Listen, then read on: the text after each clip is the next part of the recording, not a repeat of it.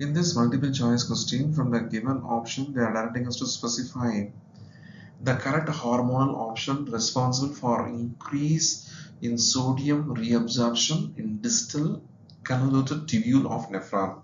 For this, let me understand the glomerular filtration, tubular reabsorption, and secretion with the nephron structure.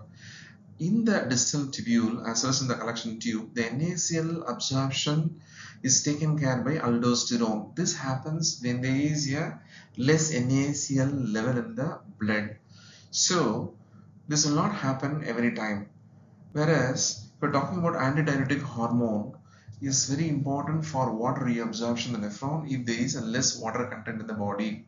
So we are avoiding option B, C and D, and we are choosing option D as a correct answer to secure 4 mark. Why? Because high aldosterone concentration alone can bring maximum sodium reabsorption. With this specification, we chosen option A as the correct answer. What are the points we told? With this pictorial representation, we are giving us a recap to take the NEET notes so we can refer in future.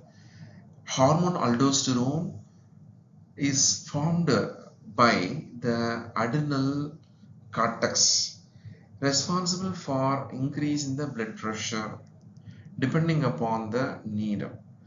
Hormone aldosterone stimulates the kidney's tubule to boost the blood reabsorption of water and salt.